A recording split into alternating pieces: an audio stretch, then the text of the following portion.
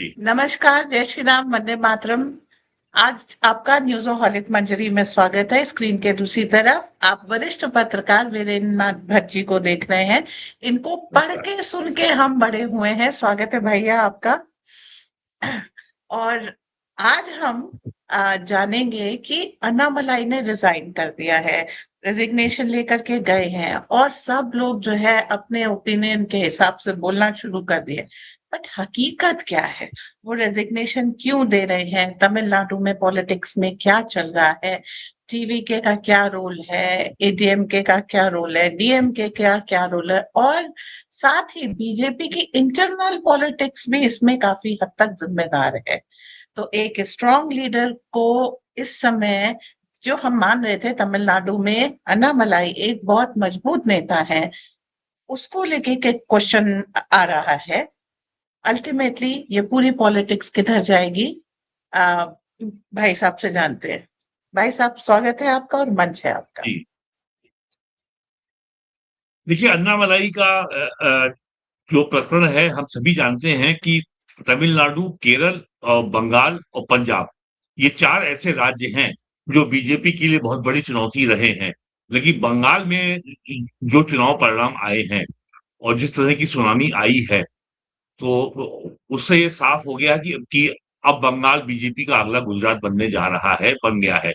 और ये आने वाले कुछ सालों में स्पष्ट हो जाएगा। अब तमिलनाडु, केरल और पंजाब चुनौती बची है। अ, अ, तमिल केरल में बीजेपी के 3 विधायक हो गए हैं, उसका 15% से अधिक वोट शेयर हो गया है। लेकिन तमिलनाडु में उसको जो है अभी अ, बहुत लंबा रास्ता तय करना है। हम लोग राजनीति को जो जो आमतौर पर हम देखते हैं, 2 चीज़ें होती हैं, एक तथ्य होता है, एक फैक्ट होता है और एक नैरेटिव होता है। यानी नैरेटिव माने विमर्श या आख्यान या कहानी, और जिसको कांग्रेस ने बना दिया है मनोहर कहानी।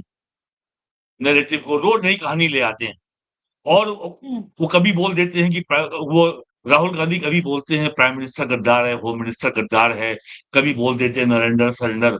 तो नैरेटिव की राजनीति में आपको स्वतंत्रता होती है, आप कभी कुछ भी बोल दो, किसी के खिलाफ कुछ भी आरोप लगा दो।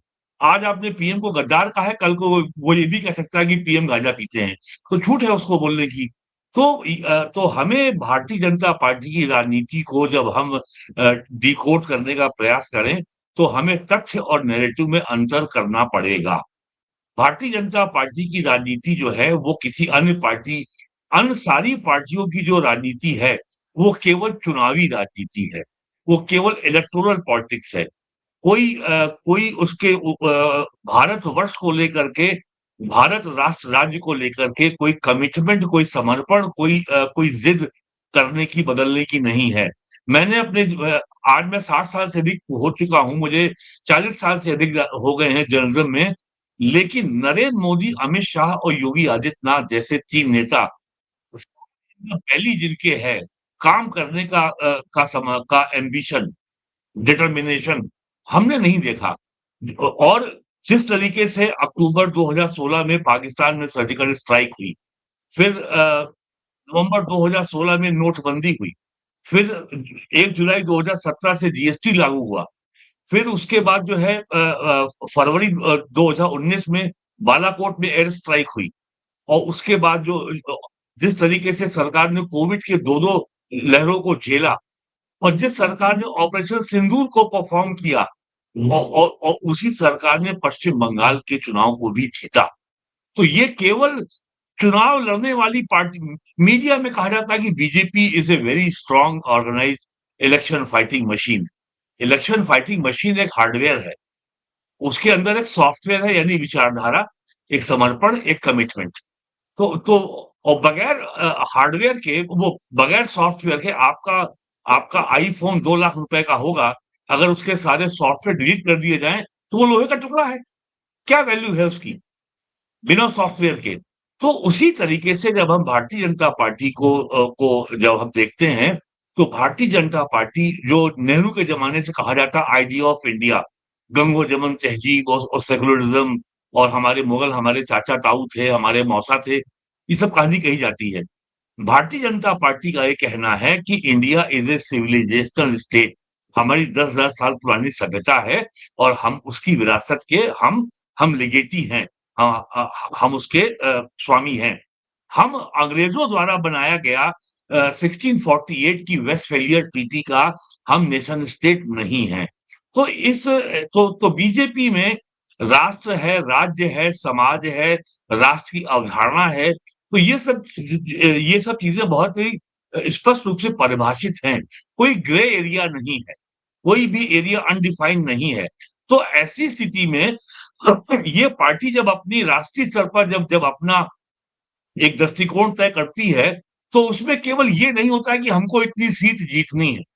अगर इतनी सीट अगर उनको जीतनी होती, तो नरेंद्र मोदी जी के ऊपर ये दबाव पड़ रहा है कि आप जो है बंगाल में प्रेसिडेंट रूल लगाओ और वहाँ पे ममता बनर्जी को बाहर करो और सत्ता पे कब्जा करो। लेकिन 35 साल से जो सीपीएम ने जो वहाँ पे आतंक का, जिहाद का पूरे गाँव-गाँव में जो एक नेटवर्क खड़ा किया था, ममता बनर्जी ने उसको इनहेरिट किया और पूरे प्रदेश में ऐसा आतंक का साम्राज्य कायम कर लिया था, तो बिना उस मशीनरी से पॉलिटिकल लेवल पे लड़े बिना ममता बनर्जी को पॉलिटिकली न्यूट्रलाइज़ करना असंभव था। तो बीजेपी ने लंबा रास्ता तय किया कि हम ममता बनर्जी से लड़ेंगे, गाँव-गाँव जाके लड़ेंगे और इनको पॉलिटिकल लेवल पे हराएँगे और अंततः उन्होंने सफलता प्राप्त की। यही स्थिति तमिलनाडु में है।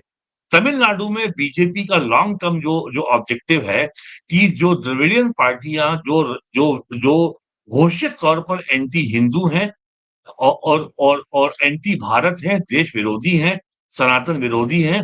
इन पार्टियों का जो डुओपोली है कि एक बार डीएमके, दूसरी बार एडीएमके, फिर डीएमके, फिर एडीएमके, इस डुओपोली को हमें ब्रेक करना है। ये उनका टारगेट स्पष्ट था 2026 के लिए और इसके लिए उन्होंने कहा कि अगर हमें अपने पॉलिटिकल एम्बिशन को भी अगर होम करना पड़े और हवन की अग्नि में डालना पड़े तो हम डालेंगे। और अन्नामलाई को ये लग रहा था कि बीजेपी वहाँ पे 250 से अधिक सारी सीटों पे लड़ेगी। बीजेपी ने बहुत कठिन सीने पे पत्थर रख के ये तय किया कि हम एआईएडीएमके से अलायंस करेंगे और केवल 27 सीटों पे लड़ेंगे और 27 सीटें भी वो होंगी जो एआईएडीएमके हमारे लिए आइडेंटिफाई करेगी।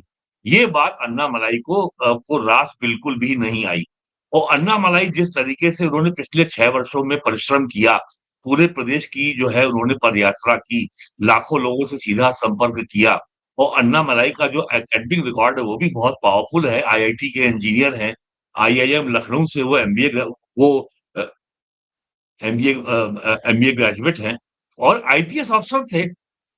कर्नाटका कैडर के में उन्होंने 6 साल 8 साल नौकरी भी की है। तो जिस आदमी का तो आप ये अंदाज़ा लगा सकती हैं कि अन्नामलाई का एनर्जी लेवल क्या होगा, अन्नामलाई का इंटेलेक्ट लेवल क्या होगा। भारतीय जनता पार्टी में की जो राजनीतिक सांस्कारिक पाठशाला है, राष्ट्रीय स्वयंसेवक संघ है, भारतीय जनता युवा मोर्चा है या अखिल भारतीय विद्यार्थी परिषद है। तो वहाँ पे लोगों को सहज भाव से राजनीतिक जीवन में जीने की सलाह दी जाती है।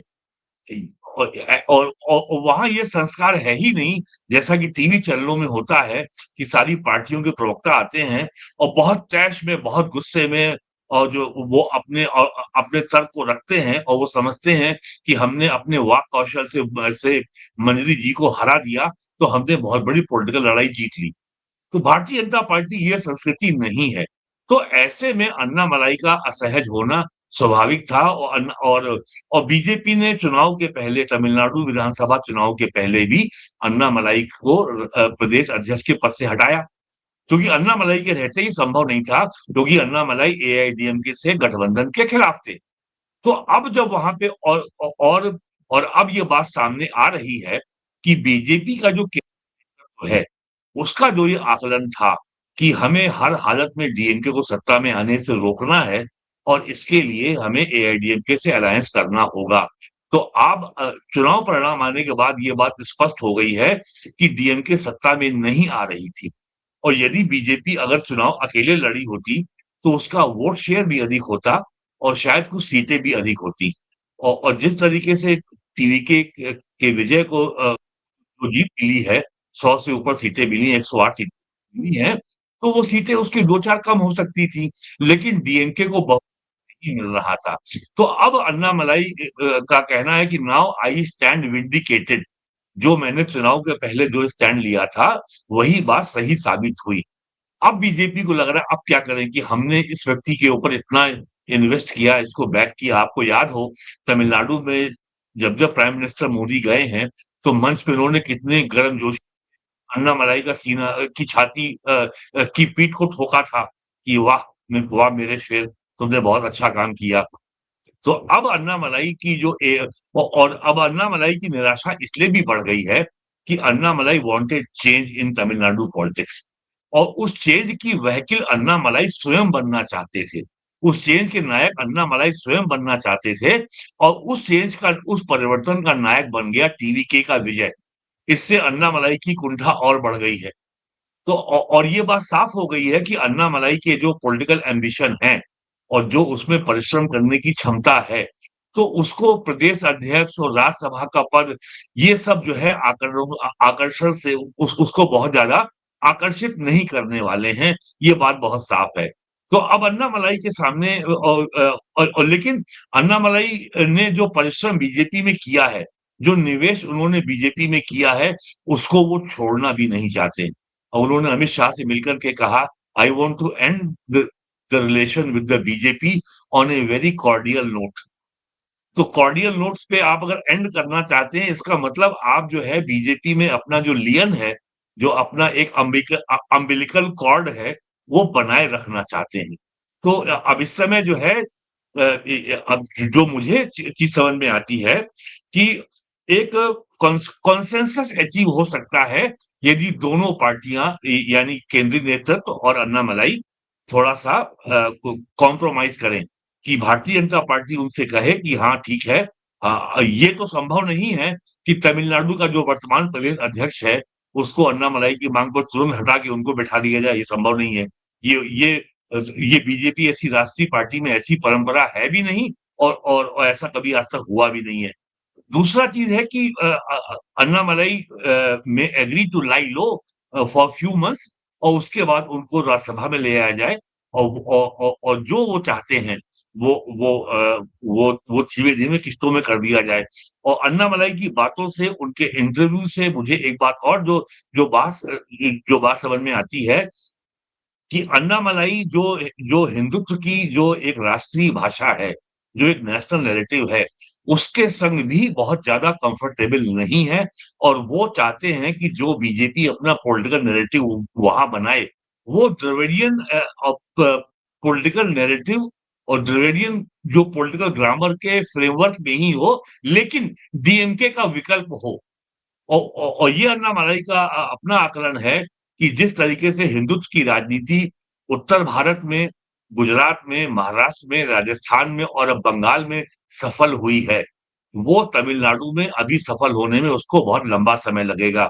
हालाँकि हिंदुत्व की राजनीति तेलंगाना में बीजेपी को 2024 में 35% वोट मिला है। कर्नाटका में बीजेपी की 3 बार सरकार बन चुकी है। केरला में भी बीजेपी डबल फिगर में है। लेकिन तमिलनाडु में जो वहाँ पे चर्च का जो स्ट्रैंगल होल्ड है, जो वहाँ वर्चस्व है और जिस तरीके से अब तक चर्च की पार्टी डीएमके थी, अब चर्च की एक और पार्टी उभर गई है टीवीके यानी विजय और वो तो खुद ही क्रिश्चियन है।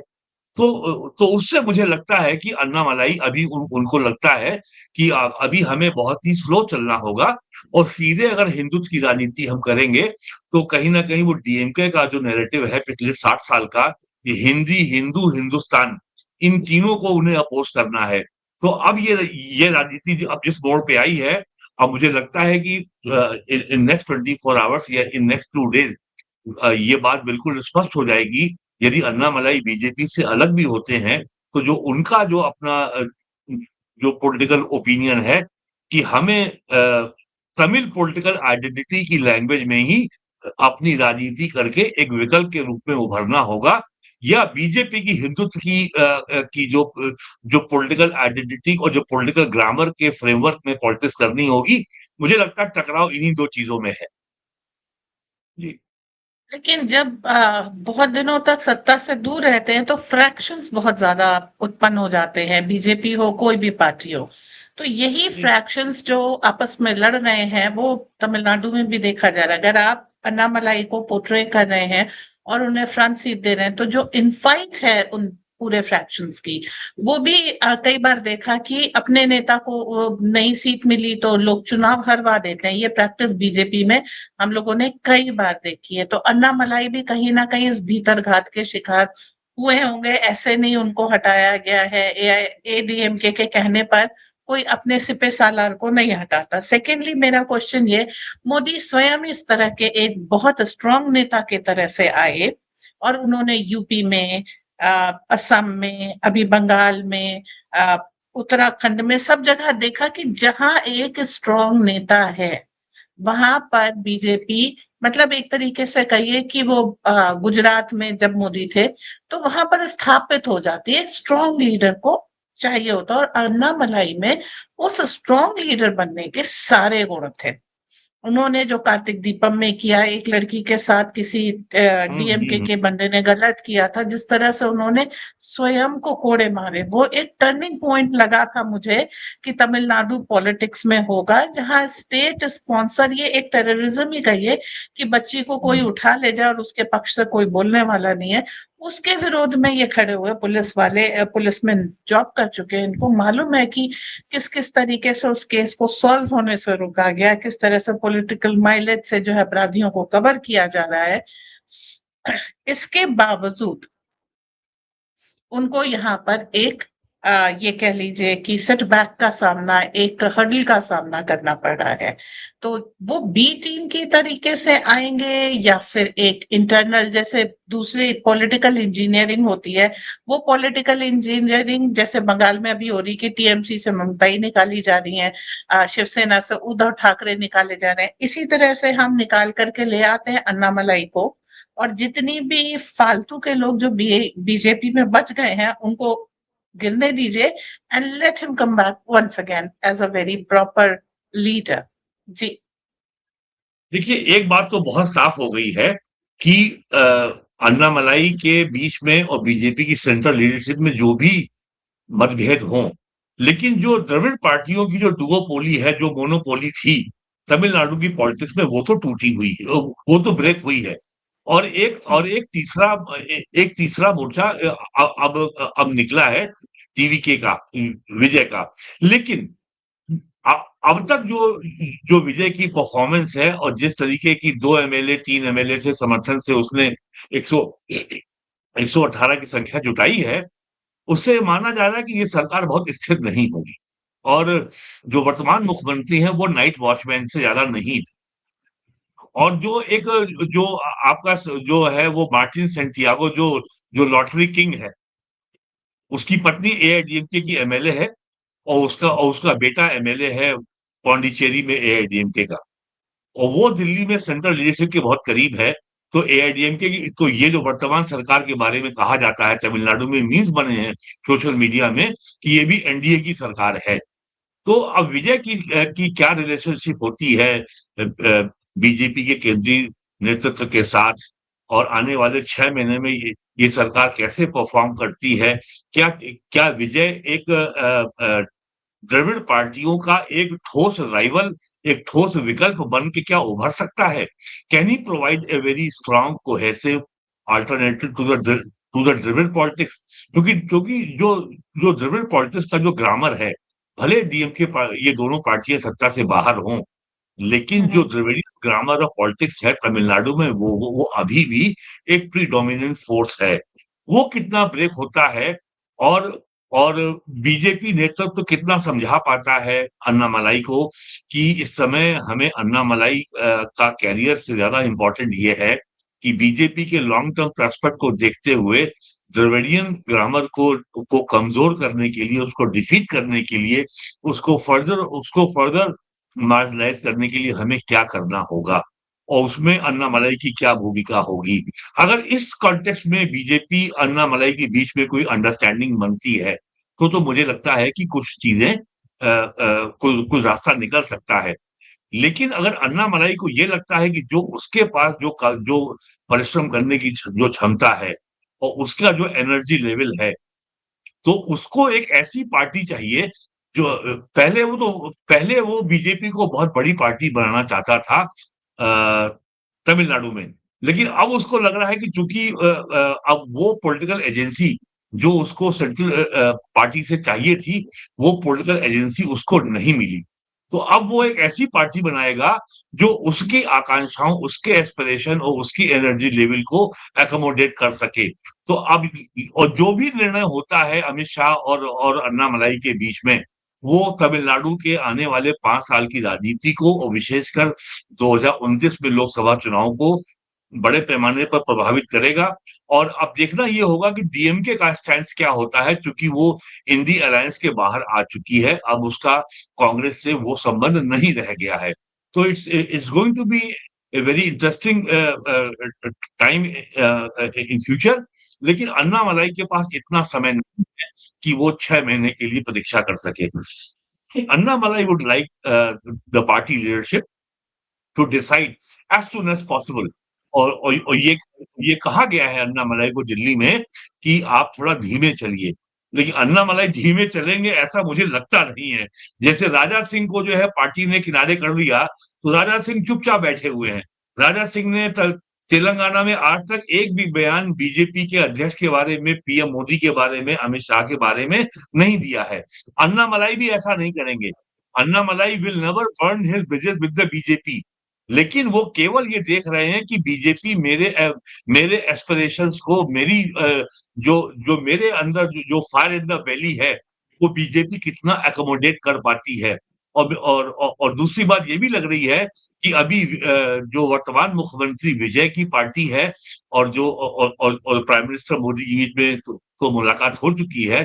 दोनों दलों के बीच में किस तरह के रिश्ते आने वालों में उभरते हैं, इससे भी अन्नामलाई का जो फ्यूचर कोर्स ऑफ एक्शन तय होगा। लेकिन बीजेपी कुछ भी हो जाए, अन्नामलाई जैसे अपने जिस स्क्रिप्ट पे उसने इतना निवेश किया है, BJP will never like to lose a rising star like Annamalai.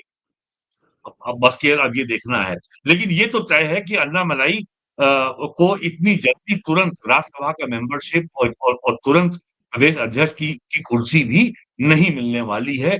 ये बीजेपी की संस्कृति है नहीं, आपका सौदा करने वाली, गिव एंड टेक वाली, ये कभी किया नहीं। मैं आपको एक उदाहरण देता हूँ। 1990 फरवरी में लालू यादव बिहार के मुख्यमंत्री बने थे। तो और बिहार की बीजेपी ने इंदर सिंह नामधारी को बिहार विधायक दल का नेता चुन लिया, बिना केंद्रीय नेतृत्व की सहमति के। आडवाणी जी ने कहा कि हम बिहार की अपनी इकाई को बंद करना पसंद करेंगे then excepting Inder Singh Namdhari as our leader. तो बीजेपी को हटाना पड़ा उनको। और बाद में वो फिर वो पार्टी छोड़ के जेडीयू में चले गए और 2000 में झारखंड राज्य बन गया। और फिर वो जेडीयू की तरफ से झारखंड राज्य के विधानसभा के स्पीकर बने। लेकिन बीजेपी ने कहा ना, ये हमारे मूल काडर के व्यक्ति नहीं है, इनको हम अपना नेता स्वीकार नहीं कर सकते, चाहे पार्टी का नुकसान हो या उससे लाभ हो। हम और अंततः वही हुआ जो आडवाणी जी ने कहा था। जैसे मैंने आपको शुरू में कहा कि बीजेपी को 1991 में अपने बल पे बहुमत मिला यूपी में, और दूसरी बार अपने बल पर बहुमत पाने में 26 साल लगे, 2017 में मिला ना। तो राजनीति को भारतीय जनता पार्टी में केवल चुनावी लाभ हानि की दृष्टि से आकलन नहीं किया जाता। जो लॉन्ग टर्म जो जो देश की राजनीति है, जो देश का समाज है, जो हमारी कुल जो हमारी पूर्ण व्यवस्था है, आर्टिकल 370 की बात जो है हमारे आपके पैदा होने के पहले से हो रही है। लेकिन उस पे निर्णय हुआ ना।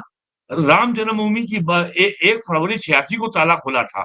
मैंने पहली बार राम जन्मभूमि के बारे में सुना था 1977 में। मंदिर बन गया ना, 50 साल लगे ना उसमें। ताला खुला था 1 फरवरी 86 को। और आज 1 फरवरी 2026 को 40 साल पूरे हो गए ना। तो जित तो जिन लोगों में को लॉन्ग टर्म पॉलिटिकल असेसमेंट करने का धैर्य है, उनको ही बीजेपी के बारे में सोचने का कष्ट करना चाहिए। केरल विधानसभा में इस बार बीजेपी के 3 विधायक आए हैं और एक विधायक ने कहा, कांग्रेस के नेता ने, ये बड़ा खतरनाक नंबर है। बीजेपी को 2016 में बंगाल में 3 विधायक आए थे और 2021 में बढ़ के वो 77 हो गए और 2026 में वो बढ़ के 208 हो गए। तो ये 3 विधायक अब केरला में भी आ गए हैं। तो हो सकता है कि अगले 2 विधानसभा चुनाव में बीजेपी केरल में कहीं उसका बहुमत ना आ जाए। तो राजनीति जो है, भारत जैसे देश की राजनीति जो है, समाज को एक साथ लेके चलने की जो राजनीति है, तमिलनाडु की राजनीति जो जाति आधारित आइडेंटिटी पॉलिटिक्स में खंड-खंड में बँटा हुआ है। वहाँ दर्जनों पार्टियाँ हैं, एक-एक जाति की पार्टियाँ हैं, किसी का 1 एमएलए, किसी का 2 एमएलए है। भारतीय जनता पार्टी को इनको सबको एक प्लेटफ़ॉर्म पे लाना है और जिसके लिए प्राइम मिनिस्टर ने कहा भी है कि भारत में केवल 3 ही जातियाँ हैं, महिला है, किसान है, युवा है अ, और या निर्धन है।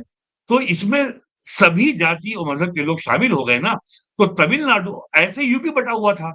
आज और 10 साल में बीजेपी की समावेशी इंक्लूसिव राजनीति कितनी सफल है, इसका सबसे बड़ा प्रमाण है कि बहुजन समाज पार्टी जो सारी जातियों को गाली देती थी, आज उसका यूपी विधानसभा में केवल 1 विधायक है। आज समाजवादी पार्टी उत्तर प्रदेश में अपने अस्तित्व की लड़ाई लड़ रही है। हालाँकि वर्तमान में 403 की विधानसभा में उसके 2022 में 111 विधायक आए थे। आज समाजवादी पार्टी के लोग कह रहे हैं कि 50 आ जाएँ 2027 में तो हमारे लिए बड़ी बात होगी। तो उसी कॉन्टेक्स्ट में आप अगर देखिए तमिलनाडु को, वो भी खंड-खंड बुरी तरीके से बँटा हुआ एक राज्य है जातियों में और जहाँ ये धर्म को लेके बहुत घृणा का भाव है। और वो आसमानी किताब साइंटिफिक है। इस्लाम और क्रिश्चियनिटी तो नासा में बने थे। सारा हुँ, अंधविश्वास हमारे ही संस्कृति में है। अरुण शौरी ने अपनी किताब जो चर्च के बारे में लिखी है, उसमें उन्होंने लिखा है कि पूरे दुनिया में क्रिश्चियन फैमिली के पास एशिया, अफ्रीका, यूरोप में 1 आध मिलियन टन लकड़ी जो लकड़ी के टुकड़े हैं, अगर उन सबको अगर जोड़ दिया, एक जगह रखा जाए, तो उनका वज़न मिलियन टन होगा। वो लकड़ी का टुकड़ा क्या है? जो जो क्रॉस ईसा मसीह ने पहना था उसका टुकड़ा है वो। आज भी क्रिश्चियन फैमिली में आपको मिल जाएगा, भारत में, अफ्रीका में और यूरोप में। आपको बहुत ज़्यादा फैमिलीज़ ऐसी हैं जिनके घर में आपको छोटी-सी शीशी में दूध रखा मिलेगा। वो आज उनकी मान्यता है कि वो मदर मैरी का ब्रेस्ट मिल्क है। Can you believe this nonsense?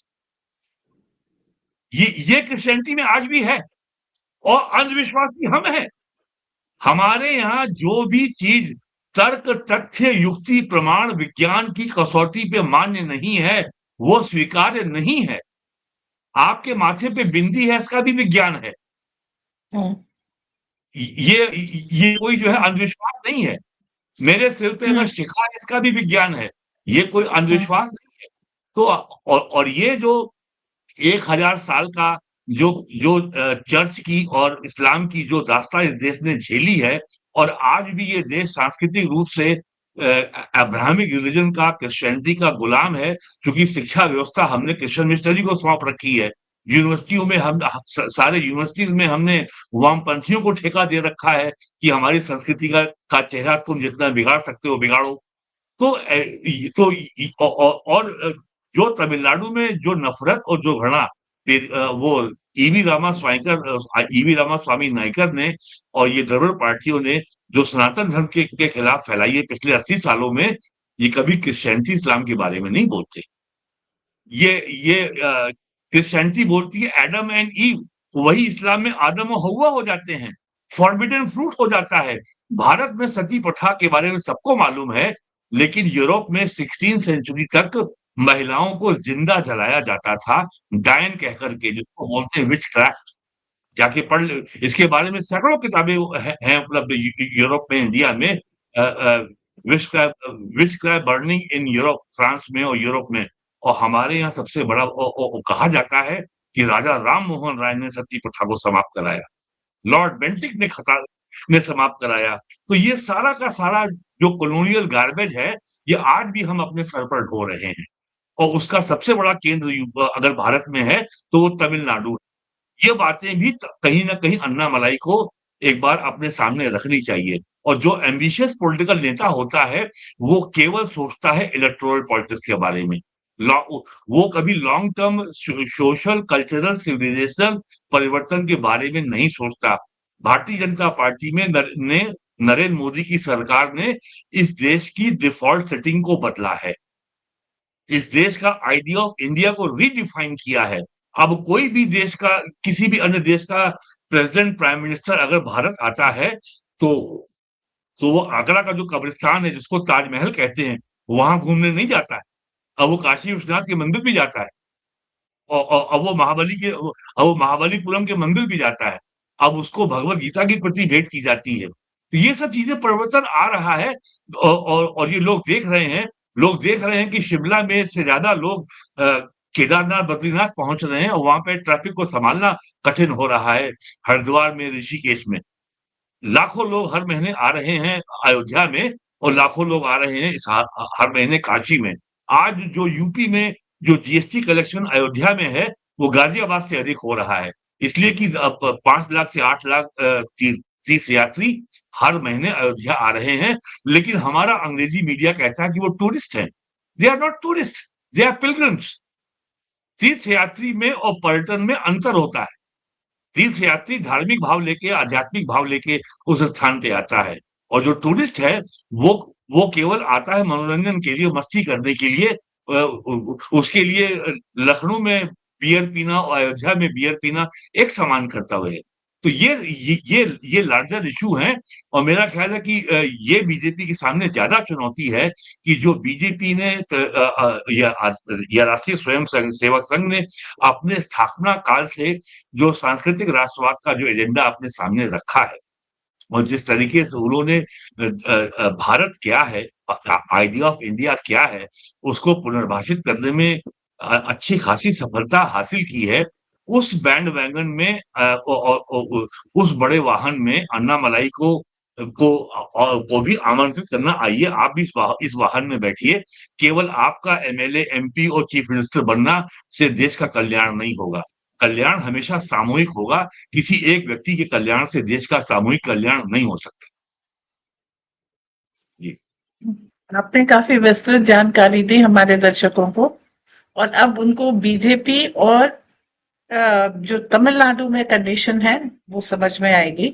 काफ़ी सारे फ्रंट्स पे हमको लड़ना है, एक साथ लड़ना है और हमारे ऑपोज़िशन जो है, वो द्रविड़स्तान की अवधारणा पे चल करके आगे बढ़ रहे हैं। डीएमके का जाना इसलिए भी ज़रूरी था क्योंकि वो लिट्टे को रिवाइव करने की कोशिश कर रहे थे और भारत इस एक फ्रंट को और खोलता हुआ नहीं देखा जा सकता था। जैसे आम आदमी पार्टी आई थी, वो खालिस्तान को रिवाइव करने की कोशिश करी थी। तो अपने हित के लिए बहुत सारी पॉलिटिकल पार्टीज बहुत सारी कोशिशें करते हैं, जिसका प्रेशर ये पड़ता है कि आपको अपनी मूल धारा छोड़ करके उस समय उस इमीडिएट डैमेज को कंट्रोल करने के लिए काफी सारे सैक्रिफाइसेस करने पड़ते हैं। अन्नामलाई उन सैक्रिफाइसेस में एक थे। फ्यूचर क्या शेप लेता है, ये देखते रहेंगे। आपकी दी गई इस गहरी जानकारी के लिए धन्यवाद। फिर मिलेंगे अगले एपिसोड के लिए। नमस्कार, जय श्री राम, वंदे मातरम।